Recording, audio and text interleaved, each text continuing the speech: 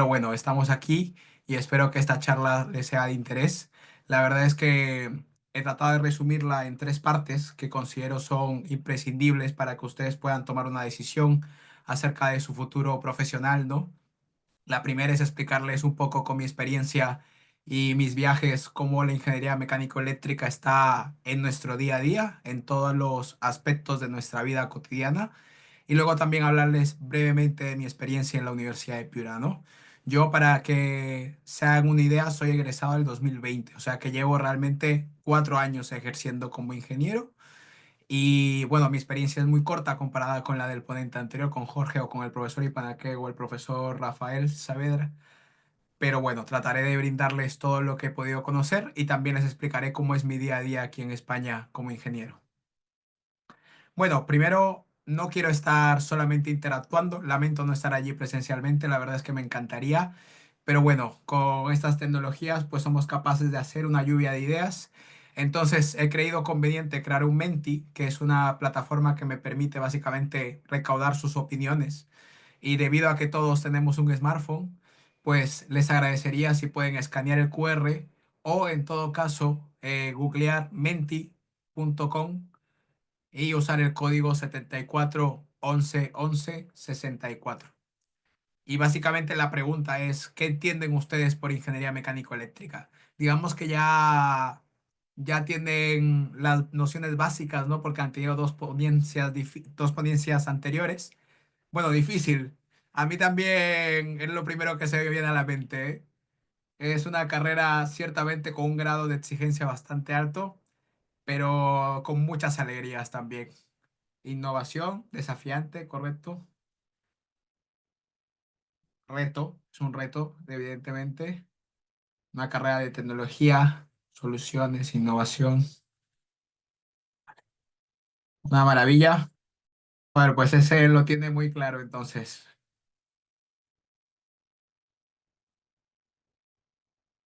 Ok, también es una carrera que no nos dejemos engañar, tiene una salida profesional bastante alta. O sea, realmente es una carrera que, por ejemplo, mis compañeros, todos estamos trabajando en distintas partes, no solamente de Perú, sino también de Europa. Y desarrolla, o sí, robótica, ok.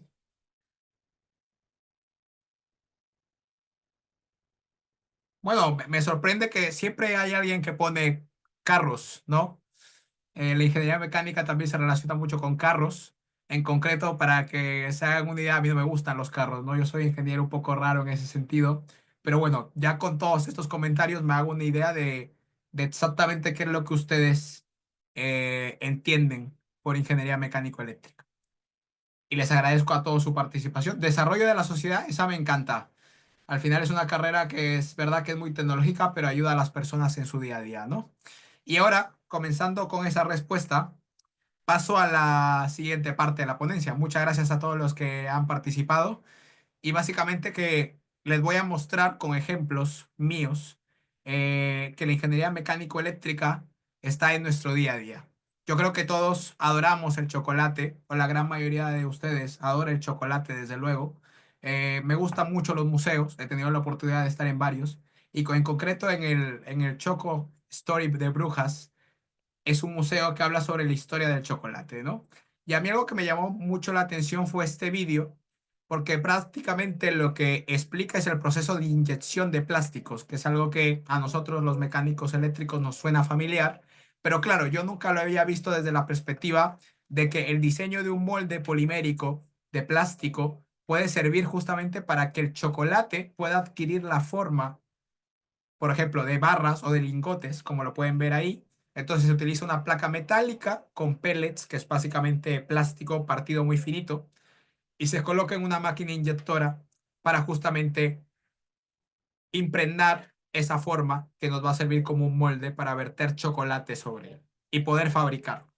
Entonces, cada vez que ustedes coman una barra de chocolate, sean conscientes de que ha habido un ingeniero mecánico eléctrico probablemente detrás del proceso de fabricación de esta pieza que nos permite darle forma, ¿no? Y digamos que es tan variada la forma que le podemos dar, ¿no? Hay formas de corazón o también, como pueden ver al lado, a la mano derecha, hay formas pues de cucharas, o hay formas de huevos, ¿no? Un huevo de Pascua, o hay formas de, por ejemplo, conejos o pájaros, etcétera, ¿no? Entonces, que sepan que cada vez que comen un chocolate están interactuando con algo que lo ha fabricado un mecánico eléctrico, ¿no? Que lo ha diseñado un mecánico eléctrico. Yendo un paso más allá, yo creo que todos escuchamos música también. En particular, yo adoro escuchar música mientras trabajo, ¿no? Y es interesante, digamos, yo lo que ejerzo es como ingeniero mecánico eléctrico, pero me dedico a la parte de biología, digámoslo así, de bioingeniería. Ya luego entraré más a detalle, pero en concreto este es en el Museo de las Ciencias de Valencia, de España, y es un museo muy interactivo. Si en algún momento están por Europa, espero yo que sí, sea pronto, pues les aconsejo que lo visiten. Es de mis museos favoritos en España, desde luego. Y básicamente es un museo muy interactivo. Te permite interactuar de mil maneras con muchas obras, ¿no? En concreto, aquí trataba sobre el oído, ¿no?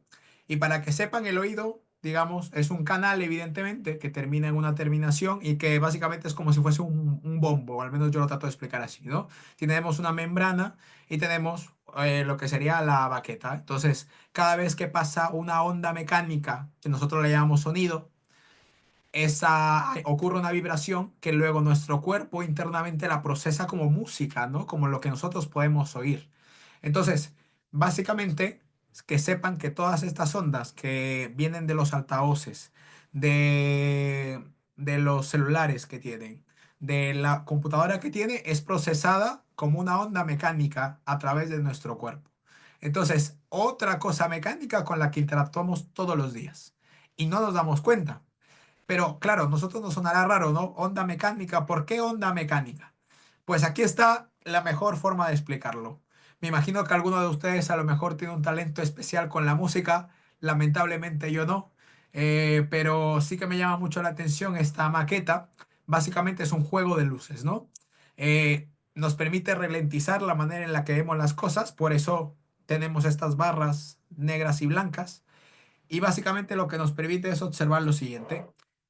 Esto gira y yo puedo tocar la cuerda y ver cómo esa cuerda está vibrando.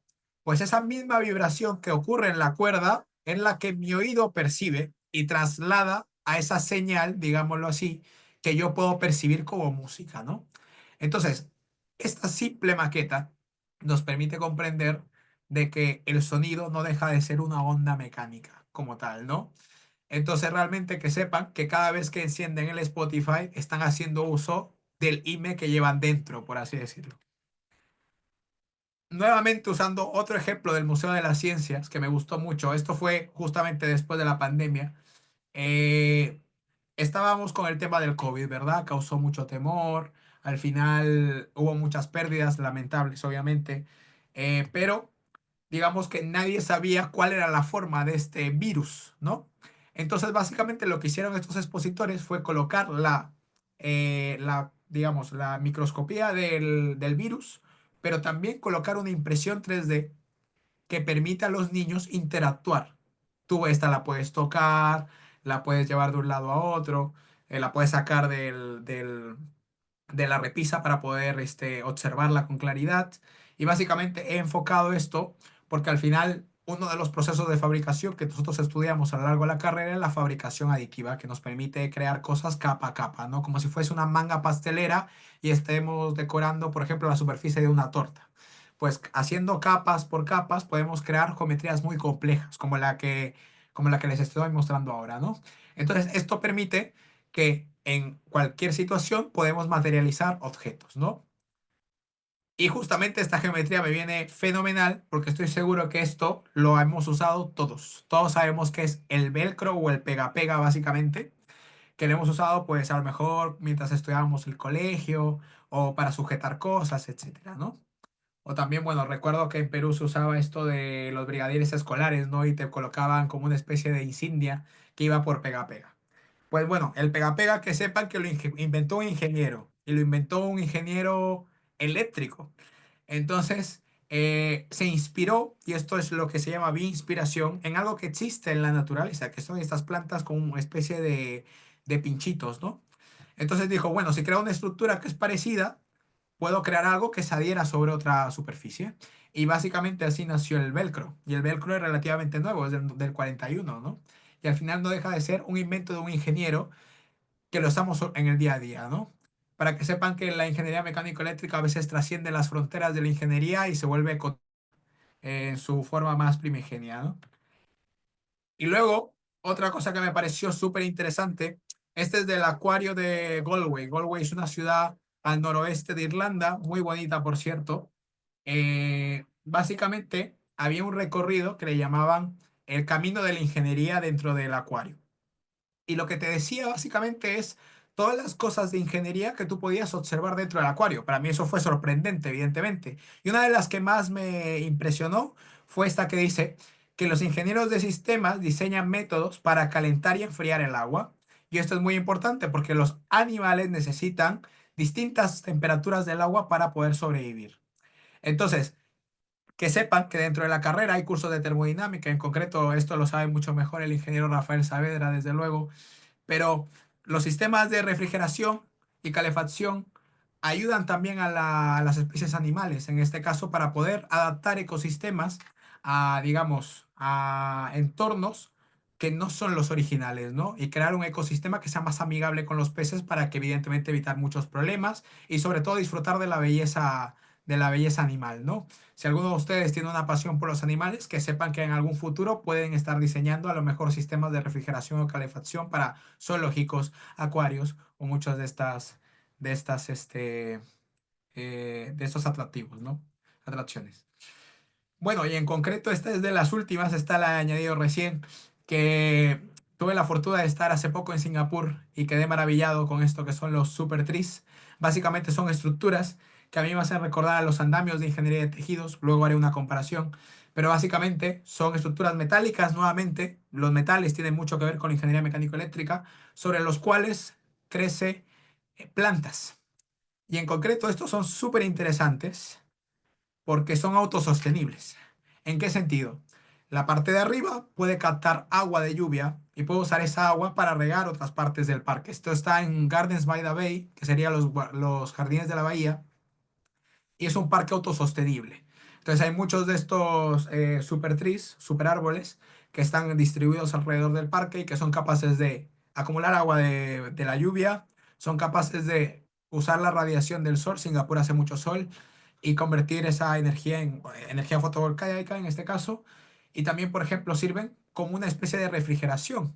Entonces, realmente es un sistema súper complejo, pero muy bonito a la vez, ¿no? En el cual están inmersos muchos aspectos de la ingeniería mecánico-eléctrica. En primer lugar, el diseño de la estructura metálica, luego el diseño de los sistemas energéticos, luego la transformación de cómo esa energía la vamos a aprovechar en electricidad.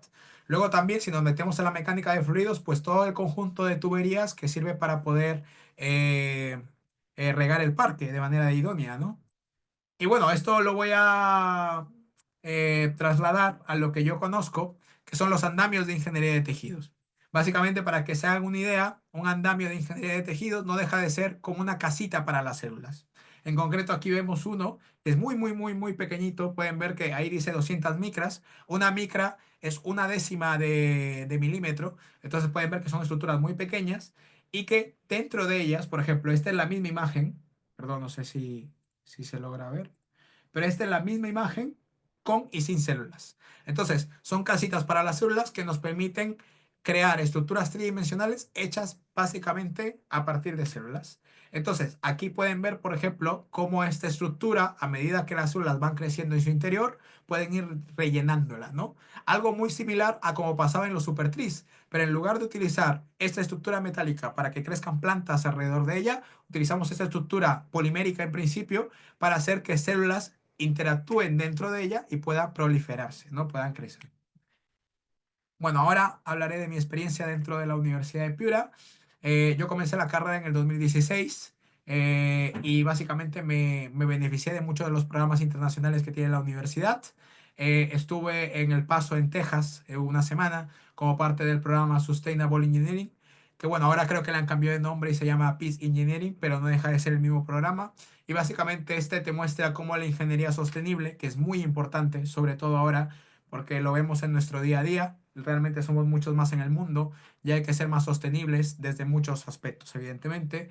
y básicamente cómo proyectos de ingeniería se pueden volver sostenibles, ¿no? Ese era el enfoque del curso. Luego también participé de la Escuela de Innovación Social en Medellín, en Colombia. Esa fue de 2 semanas. Tuvimos la oportunidad de participar con colegas que eran de Bolivia, que eran de México, que eran de Chile, en general de muchas partes de Latinoamérica, de Colombia también, evidentemente. Y básicamente consistía en como un proyecto que no necesariamente tenía que ser de ingeniería, pero podíamos verlo como un aspecto de mejorar la sociedad, en el sentido de, por ejemplo, yo creo, estoy dentro del campus de la UDED y yo veo que hay una necesidad de cargar los teléfonos. Y digo, vale, pues hay una necesidad de cargar los teléfonos. ¿De qué manera la puedo hacer sostenible? Pues lo puedo hacer sostenible, pues creando paneles, usando paneles fotovoltaicos, ¿no? Etcétera. Y luego, pues digo, y en el aspecto social, ¿cómo puedo ayudar? Pues bueno, como la energía está bien a partir del sol, pues podemos hacer que tengan una forma más idónea o también usarlo como un sistema para poder, por ejemplo, que cada vez que utilices este servicio, pues parte de estas ganancias van a ir para una fundación o para ayudar a Univas, por ejemplo, que se voluntaria de la universidad. Muchas de estas cosas, ¿no? Como un proyecto tiene un trasfondo social que va más allá del objetivo, ¿no? Del objetivo económico. Y luego también tuve la oportunidad de hacer una estancia de investigación en la Politécnica de Madrid, que es el lugar donde trabajo actualmente. Y estuve yo justamente antes de la pandemia, ¿no? Y fue una experiencia maravillosa. Es más, sigo trabajando en el mismo lugar, entonces puedo decir que esa pasantía me cambió a mí la vida desde un punto de vista, ¿no? Y luego pues hice muchos amigos en la carrera, ¿no? Eh, y también participé de muchas de los eventos que organiza la universidad, como el Unimatch, el Propematch, las Olimpiadas Ramón Mujica, etcétera. Y se puede decir, digamos, que disfruté muy bien mi vida universitaria, ¿no? Al final también hice muchos amigos con los cuales guardo mucho cariño y aún mantengo contacto. Y también participé en cosas que ofrecía la universidad como ponencias, ¿no? En concreto con el ingeniero William Ipanaque hicimos un artículo y pude ser ponente en Lima en esa oportunidad, creo que fue el 2019 si no estoy mal. Pude ser ponente yo y fue de las primeras ponencias que di además en inglés. Entonces realmente que sepan que la Universidad de Piura ofrece muchas cosas que desde luego son ventajosas, no solo para su desarrollo personal, sino también para, digamos, también incluso si quieren participar del elenco de lanzas van a poder hacerlo y también, digamos, en otras actividades extracurriculares que la universidad buenamente ofrece. Y bueno, ahora voy a contarles exactamente qué hago, ¿no? Porque les estoy vendiendo un poco el cuento, por así decirlo, pero les voy a contar exactamente qué hago yo como ingeniero en Europa, ¿no? En concreto, yo vivo en Madrid, la verdad, una ciudad muy bonita. Si tienen la oportunidad de visitarla, se la recomiendo mucho. Pero no trabajo en realidad solamente con gente de Madrid. En general, trabajo con gente de países como Bélgica, como Alemania, como Irlanda, como Polonia también. Entonces realmente trabajo con ingenieros y médicos de toda Europa, ¿no? Y esto es un desafío, desde luego. Ya hablar de medicina, o digamos, hablar de medicina siendo ingeniero, ya es algo complejo, ¿no? No es algo que nos enseñen en la carrera a primeras. Y en esto quiero destacar la labor de maestro, y que sigue siéndolo, desde luego, el profesor Carlos Ojeda, que me permitió aprender de bioingeniería cuando yo estaba estudiando la carrera. Me apasioné por esto, la verdad, y gracias a la pasantía que les conté que hice en Madrid, es cuando conocí también a mi segundo gran maestro, que es el profesor Andrés Díaz Plantada, y con el cual al final he hecho muchas cosas. Se puede decir que es el padre de lo que yo estoy haciendo en investigación ahora, ¿no? Y realmente me permite trabajar en este proyecto, ¿no? Que es el Biomed 4D. Entonces, básicamente, nosotros buscamos diseñar una nueva generación de implantes biodegradables.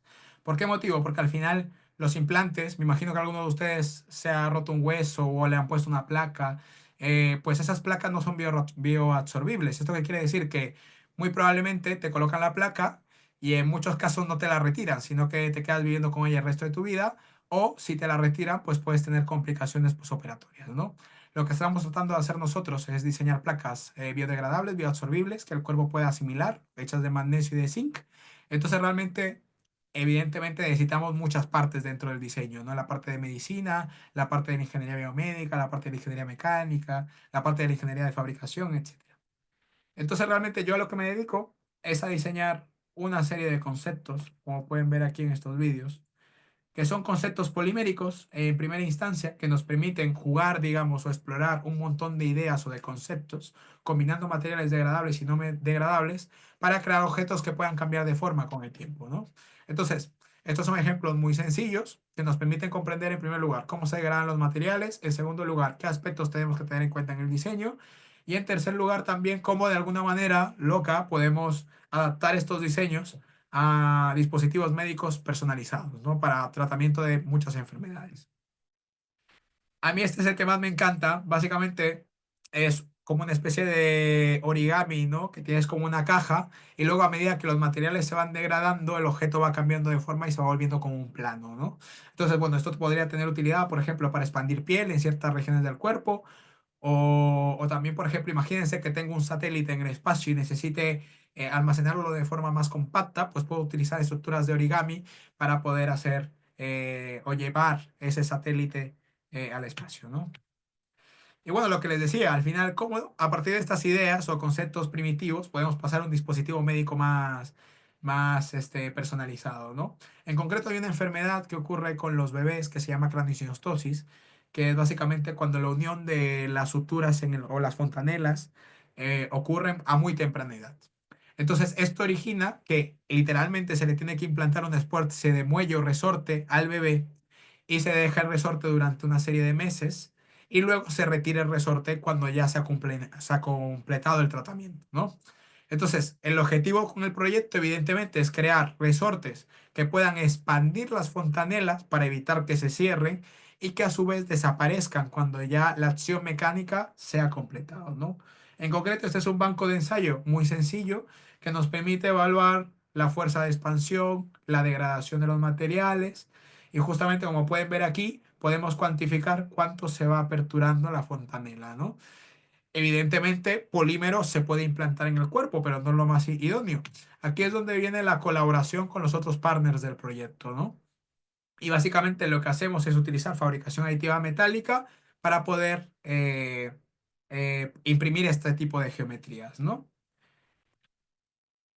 Y bueno, también les quiero comentar algo como parte de mi experiencia en la bioingeniería, junto con Adrián y con Álvaro, que son socios míos, creamos una empresa que se llama Tritid hace ya un año y medio. Y básicamente lo que nosotros nos encargamos es de enseñarles sobre la fabricación aditiva polimérica, en concreto de resinas fotopolimerizables a gente que no es ingeniera, gente que es odontóloga o es protésica dental. Entonces, nuestra empresa tiene tres grandes centros de actuación, que uno es la formación, damos cursos en Madrid, bueno, en general en España, también hemos dado algunos que otro fuera, básicamente donde enseñamos, son cursos de un día, enseñamos justamente los principios básicos de la fabricación aditiva, cómo los odontólogos pueden fabricar aditivamente ciertas piezas, perdón, porque incluyen un grado nivel de precisión. También ofrecemos producción a laboratorios dentales y también tenemos una parte de investigación y desarrollo que la verdad es que es bastante fructífera, ¿no? Y en esto pues colaboramos con empresas de Austria como Litos, que es una de las pioneras en la fabricación aditiva cerámica. Y bueno, lo que ofrecemos, como les contaba, eran cursos en primera persona. Aquí pueden ver un video promocional de los cursos, ¿no? Que básicamente tenemos ahí a los alumnos imprimiendo cosas, modelos, utilizando resinas. Y básicamente lo que tratamos es justamente de que ellos hagan sus propios modelos, ¿no? Que al final la única forma de aprender es haciéndolo tú mismo. No quería terminar la charla sin antes darle un par de consejos, ¿no? Yo soy alguien más joven y de alguna manera me gustaría que me hubiesen dicho estas cosas cuando yo tenía su edad. La primera es, con el tema de los idiomas. Cuanto más idiomas hablen, mejor. Esto, desde luego, si hablan inglés, mucho mejor. Les va a abrir muchísimas puertas. No tienen la idea en primer lugar, con cuánta gente se van a poder comunicar, luego las oportunidades que les va a brindar y sobre todo que al final, aprendiendo un idioma, aprendes una nueva cultura. Entonces, te enriquece como persona muchísimo.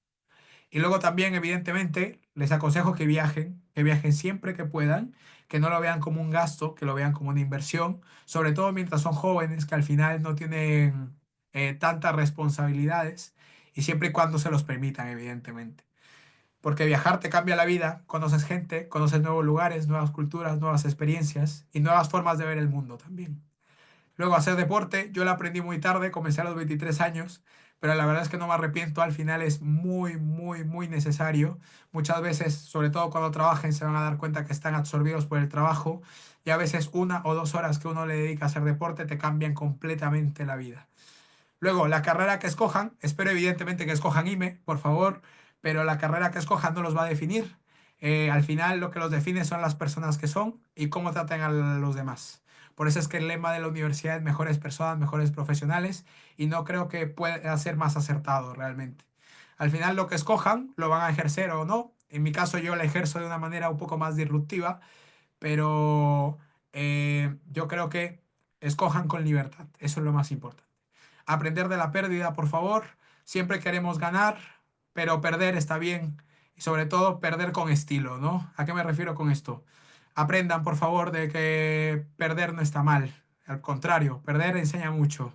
Yo he perdido muchas veces. Cada pérdida, pues evidentemente da tristeza, no digo que no, pero muchas veces cuando lo analizamos a largo plazo entendemos el por qué esas pérdidas son importantes para nuestra vida en general.